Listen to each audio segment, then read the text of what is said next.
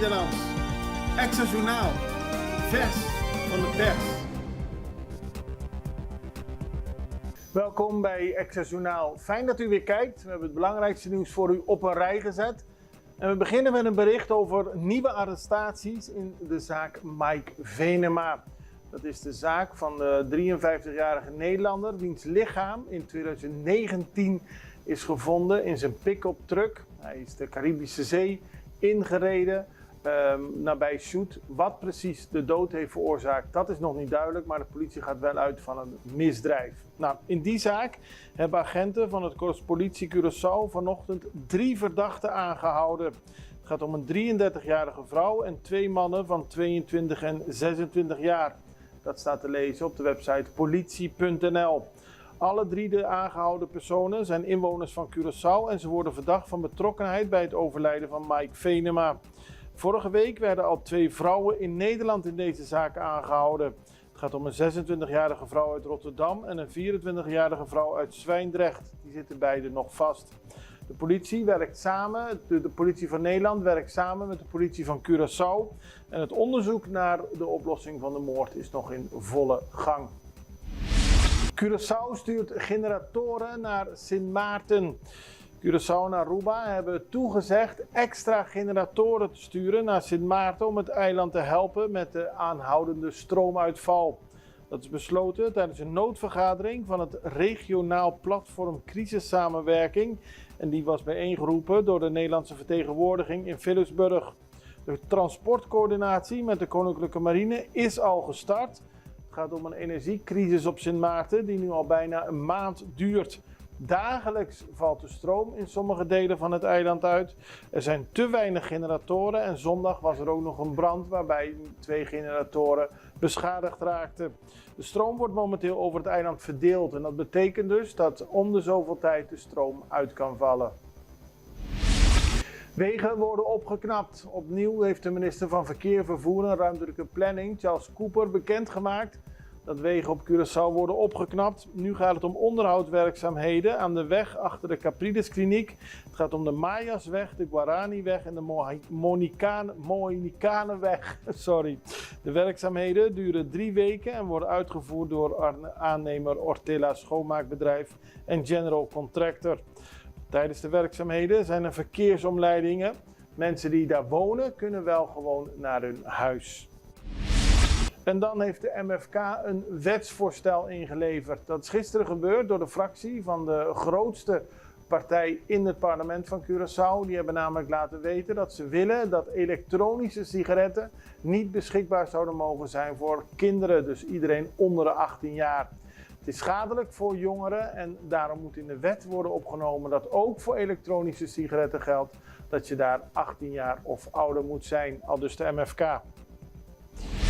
Witwassen strenger aangepakt. Dat is een bericht vandaag op de voorpagina van de Extra. Er wordt al langere tijd gewerkt aan een wet die ervoor moet zorgen dat witwassen strenger wordt aangepakt. En dan gaat het onder meer om advocaten en bankiers die strenger gecontroleerd zouden moeten kunnen worden. Hierover wordt nog steeds gesproken. De wet moet nog ingevoerd worden. Er zijn ook reacties gekomen, onder meer van advocaten en bankiers. Maar de Extra benadrukt vandaag dat het een belangrijke stap is om te zorgen dat er minder wordt witgewassen op ons eiland. Gebrek aan onderhoud, ja, dat is een artikel vandaag in de krant waarbij je eigenlijk als weggebruiker steeds denkt van hoe kan dat nou? Nou, het is gewoon gebrek aan onderhoud waardoor er zoveel bomen, struiken, planten aan het groeien zijn tussen de wegen, tussen de vangrails. De Extra heeft foto's gemaakt van onder meer de Schottegatweg richting Goisco, Biesheuvel, Rio Canario, Kanga, Soefisantweg. En zo zijn er nog veel meer voorbeelden waarbij de planten erg hoog groeien. En dat kan tot gevaarlijke situaties in het verkeer leiden, omdat je dan niet meer ziet wat er aan de andere kant van de vangrail gebeurt. En soms hangen de bomen of de planten ook heel gevaarlijk dicht op de wegen. Daar moet dus wat aan gedaan worden. En dan is er een kruifkoord timber in de wijk Montagna. Tenminste, die komt. Gisteren was het startschot daarvoor. Jurien Timber, de voetballer van Ajax, tenminste in 2022 was hij voetballer van Ajax. Kreeg toen de prijs voor het talent van het jaar, de Johan Cruijff talent. En in het kader daarvan mocht hij een Johan Cruijff veldje plaatsen waar hij dan wilde in het Koninkrijk of ergens anders waar hij vandaan komt. Nou, de roots van Jurrien Timber liggen op Curaçao en hij heeft ervoor gekozen om dat in Montaña te laten plaatsvinden, zodat de jeugd in Montaña makkelijk op een mooi veld kan voetballen. De Cruijffkoord moet worden opgeleverd in januari 2025. We hebben nu even een break. We zijn zo bij u terug. Extra in Nederland. Van Amsterdam tot Arnhem, van Groningen tot Maastricht. Extra is erbij. Volg Extra Digitaal en blijf op de hoogte van de belangrijkste ontwikkelingen in Nederland. Extra Digitaal is te zien op verschillende platforms en kanalen zoals WhatsApp, YouTube, Facebook, Instagram en ook TikTok. Wilt u ons op de hoogte brengen van een evenement of iets doorgeven? Neem contact op via WhatsApp, e-mail, Facebook of bel gewoon 06 1364 2945. Volg of abonneer je op Extra Digitaal. Klik aan en volg ons.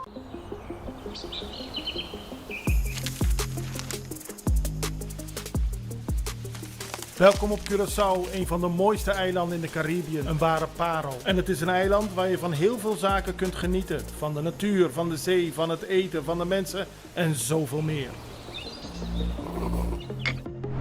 Curaçao is een eiland waar heel veel gebeurt op het gebied van politiek, cultuur, sport en zoveel meer. En Extra Journaal brengt het belangrijkste nieuws van Curaçao. Maar we hebben ook aandacht voor al het nieuws op Bonaire en Aruba en op de bovenwinden, Saba, Sint Maarten en Sint Eustatius. En we belichten al het nieuws van alle kanten. Het nieuws is duidelijk, actueel en vers van de pers. Extra Journaal, elke werkdag op Salto. Op Curaçao zijn we de hele dag bezig met het maken van Extra Journaal. Volg ons op je favoriete Amsterdamse zender, Tauro.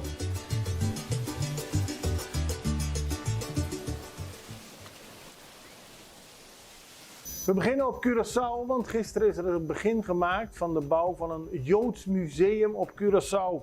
Dat is een museumvleugel die naast de synagoge, beter bekend als SNOA, zal verrijzen in de binnenstad van Punda. Er zijn enkele jaren van voorbereiding geweest, maar nu zijn 2 grotendeels leegstaande panden daar is begonnen met werkzaamheden, zodat in 2025 het Joods Museum Curaçao kan worden geopend.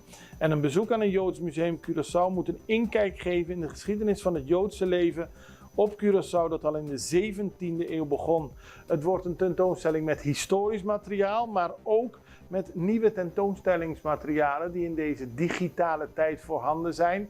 Dus op die manier kunnen mensen veel makkelijker de geschiedenis van Joden op Curaçao bekijken in het Joods Museum Curaçao. Dan gaan we naar Aruba, want de kustwacht heeft 2 drenkelingen gered.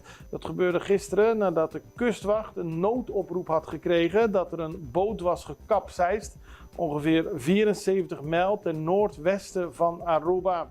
De helikopter ging er naartoe en daar zagen ze daadwerkelijk 2 Dominicaanse mannen.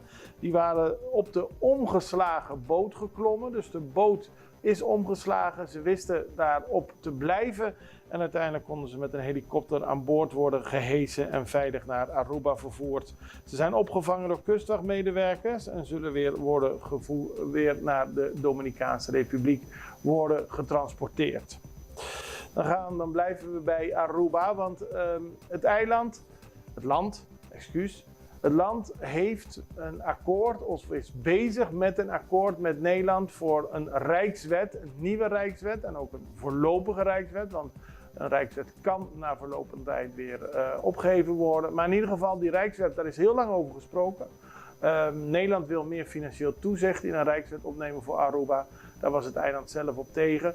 Maar het belangrijkste gevolg van een dergelijke rijkswet, als het er daadwerkelijk komt, is dat Aruba minder rente hoeft te betalen voor de coronaleningen. Nu wordt er 6,9% rente betaald en dat moet 3,4% worden. En dat is minder dan de helft en dat moet honderden miljoenen guldens opleveren dat niet aan rente moet worden betaald in de komende jaren, maar daadwerkelijk aan Aruba kan worden besteed. En dat was het verhaal dat de minister-president van Aruba, Evelien Weverkoes, gisteren aan de bevolking van Aruba heeft duidelijk gemaakt met een persconferentie. U ziet de beelden. En dan gaan we als slot naar Panama, want er is een heel eiland opgegeven. In ieder geval, de mensen die op het eiland wonen, kunnen daar niet blijven wonen, omdat de zeespiegel stijgt. En daardoor kunnen ze niet meer veilig op het eiland wonen. U ziet de beelden. Het is de eerste door klimaatverandering vrijgelaten eiland hier in de regio. Het gaat om zo'n 1200 leden van een inheemse Panamese gemeenschap. Hun eilandhuis wordt bedreigd door de stijgende zeespiegel. En daarom hebben ze nu een nieuw verblijf op het vasteland van Panama. En de eerste mensen die zijn nu daadwerkelijk vervoerd. Het is een heel bijzonder eiland. Het is ter grootte van 5 voetbalvelden. Dat is dus niet groot. Maar de gemeenschap woonde in eenvoudige huizen met aardevloeren dicht op elkaar. Sommige palen die staan nog in zee. Dus het was half op het eiland, half op de zee. In ieder geval kunnen ze er niet meer wonen. Het waren trouwens geen luxe omstandigheden waarin de mensen in Karti Sugtupu woonden, want ze hadden geen drinkwater, sanitaire voorzieningen of betrouwbare elektriciteit en leefden vooral van visserij en cassave en bakbananen en enig toerisme. Hun huizen liepen regelmatig onder water en experts waarschuwden dat de stijgende zeespiegel hun leven binnenkort nog ongemakkelijker zou maken. Nu wonen ze, tenminste de eerste mensen zijn verhuisd in een stadje ongeveer 15 minuten per boot van hun eiland. En daar hebben ze meer luxe. En de nieuwe nederzetting is gebouwd door de overheid tegen een kostprijs van $12 miljoen. En het is eigendom van die gemeenschap. Dus ze hoeven geen huur te betalen. Zelf moeten ze het onderhouden en kunnen verder als gemeenschap blijven leven. Nou, daarmee zijn we aan het einde gekomen van deze aflevering van Access Journaal. We zijn er morgen weer.